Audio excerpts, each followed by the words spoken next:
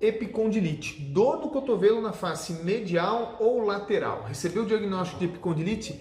Quer saber 3 causas que eu já tratei, que não são tão comuns e que pode estar dando esse tipo de dor no cotovelo? Então acompanha comigo o quadro de hoje. Meu nome é Murilo José Tambosi, eu sou fisioterapeuta, trabalho com técnicas e tratamentos conservadores. E no quadro 3 causas para a dor, eu sempre apresento 3 possibilidades que eu já tratei, que eu já tive bons resultados, que tinham conexão com dor no cotovelo. Eu recebo bastante essa queixa, não é a mais frequente do meu consultório, mas chega aí alguns durante a semana e já identifiquei várias causas. Pensei aqui hoje em 3 causas que chegaram assim mais recentemente ou que foram mais frequentes. E, para mim, uma das mais frequentes que chega para mim como causa, veja bem, se você tem dor no cotovelo, dor no epicôndilo, foi lá, fez um ultrassom, o médico falou para você que tem uma inflamação do ossinho, ali da região que chama de epicôndilo, ou tem uma inflamação do tendão, né? Muitas vezes você vai estar associando isso a um esforço repetitivo, você vai estar associando isso ao seu trabalho, à lesão por esforço repetitivo, né, a antiga DORT, né, que é a doença ocupacional relacionada ao trabalho, enfim, essas coisas todas. E isso na verdade não é a causa, isso é um agravante, isso é um complemento do problema. Você já tem uma falha que leva a uma sobrecarga do cotovelo, já tem uma sobrecarga na região dele, e você ainda não constatou ainda o começo desse problema. E essa é a grande falha, porque você vai ficar tratando com medidas locais, com creminho, com gelzinho, com ultrassom, com não sei o que, papapá, e não vai resolver de fato a causa do seu problema. É muito importante você saber as causas, beleza?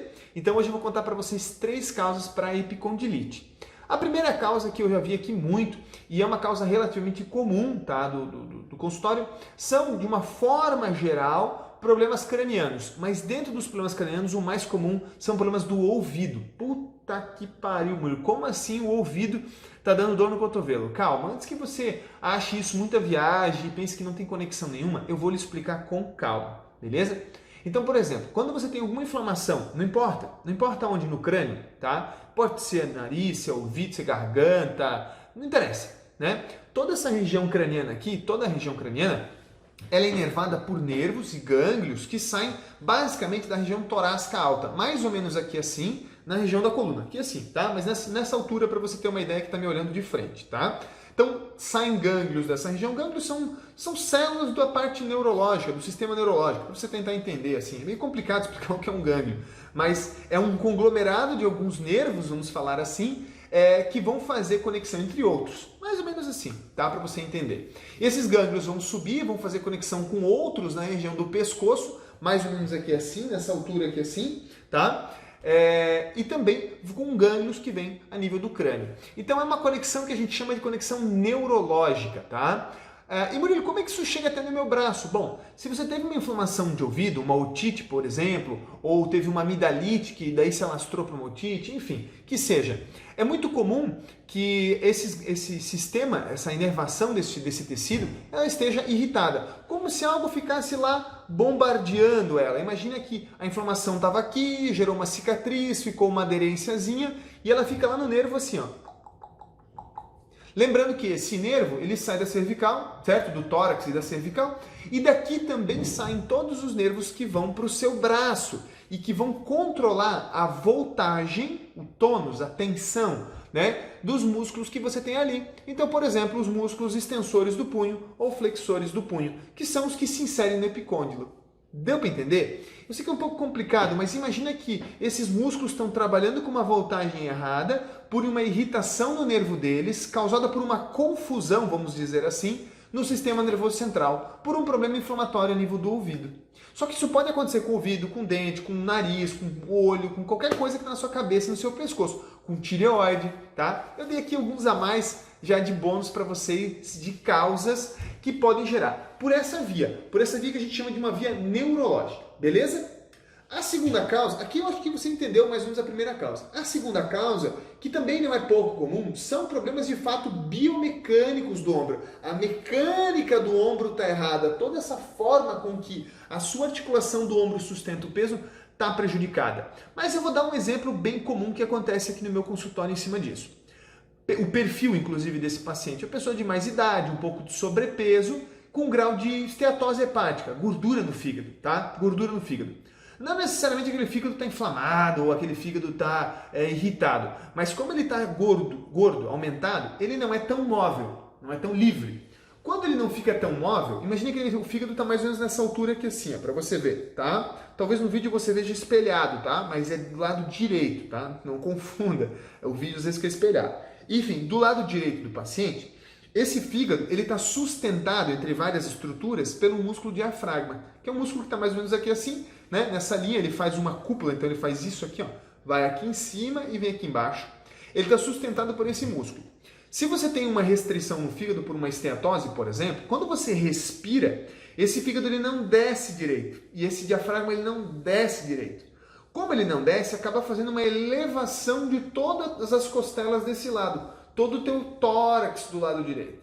Fazendo essa elevação, ele vai gerar uma má coaptação, um mau encaixe, vamos falar assim, da escápula, que é essa estrutura aqui assim, ó, a escápula. Mal encaixada a nível do tórax. Aqui eu estou dando um exemplo biomecânico. Eu poderia dar um exemplo do fígado na parte neurológica e outras vias. Eu poderia dar 1 milhão de exemplos. Eu estou dando ela de forma sucinta para você que é de casa. Não é para profissionais, vamos dizer assim, que já entendem do que eu estou falando. Para você entender como que um problema de fígado vai gerar uma dor no ombro. Então ele vai alterar toda a mecânica do seu tórax, o encaixe da sua escápula no tórax. Automaticamente você não sustenta a carga aqui. Você vai ter que transferir essa carga para a próxima articulação, seu cotovelo. E aí ele vai começar a ficar sobrecarregado, vai se sentir pesado, vai começar a fadigar. Esses músculos fadigando geram sobrecarga nos tendões e epicondilite. Tá bom? Só para você entender como que uma coisa bem longe, como um fígado, vai gerar problema. Beleza? Então essas seriam 2 causas. Eu botei 2 causas bem comuns, que já aconteceram algumas vezes no meu consultório, não é tão curioso assim, por mais que pareça. E a causa 3, que eu acho que também é bem importante, porque você vai dizer, pô, Murilo, mas é impossível ter alguma coisa no cotovelo? Não, não é impossível, só que ele não é uma articulação que venha a doer de graça, tá? Assim, do nada, por esforço, não é uma coisa muito comum, tá? Geralmente tem uma outra causa, como eu expliquei, em outro ponto, geralmente na cintura escapular, pessoal, na cintura escapular seria essa região do ombro, que está associada, mas não quer dizer que seja a causa, beleza? A terceira causa e última, eu separei uma coisa que é pouquíssimo comum, que são, de fato, os problemas do cotovelo. Como assim problemas do cotovelo são pouco comuns se a dor é no cotovelo, Murilo? Sim, é bem difícil. Porque como o cotovelo ele é uma articulação que transfere a carga do punho para o ombro, ele não é uma articulação que sustenta muita carga em si. Ele não é uma articulação que ela é feita para sustentação.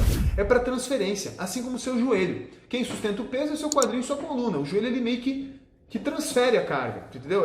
É uma forma de você entender, né? Então, por exemplo, traumas de cotovelo. A pessoa caiu, bateu o braço, por exemplo, caiu, escorregou e segurou com a mão. Sabe aquela viradinha de mão para trás que você segura? Pois é, nessa hora que você faz o trauma, aqui assim mais ou menos, na porção lateral, então você está vendo meu polegar aqui, ó? Nessa porção lateral tem a cabeça do rádio, é um ossinho. O rádio é esse osso do braço, né? A gente até brinca que ele tem uma anteninha, que é o polegar. Então, o rádio, quando você cai, ele é muito móvel, né? Mais até do que a ulna. Então, ele é muito móvel. Quando você cai, geralmente com o punho rodado, ele pode travar aqui assim. E um bloqueio do rádio, por si só, localmente, já dá epicondilite. Uma coisa bem besta, eu já peguei isso, mas não é muito comum, tá? Eu tô falando aqui um exemplo, mas não é muito comum não, tá? Mas para você ver, às vezes você teve uma queda e tá com um bloqueio mecânico no cotovelo. A gente vai lá, libera essa estrutura, deixa ela móvel, trata as estruturas aqui do rádio e tá tudo resolvido. Beleza? Então a terceira causa seriam traumas diretos a nível do punho, cotovelo, né, o próprio ombro, que podem gerar esse tipo de problema. Beleza? São essas as 3 causas, eu sei que são causas bem aleatórias, né? Um ouvido, o fígado e um trauma do cotovelo, mas é para você ter uma ideia de como ter dor no cotovelo não é uma coisa tão simples nem tão óbvia. Não basta você imobilizar, fazer um ultrassomzinho, um gelinho, que a coisa vai sumir. Você precisa ir mais além, você precisa procurar a causa do seu problema, tá bom? Se você gostou do conteúdo dos 3 causas para dor no cotovelo, faz a gentileza, compartilhe com as pessoas que você gosta. Eu tenho certeza que você vai poder ajudar muitas pessoas com esse conteúdo. Vai lá, compartilha para mim.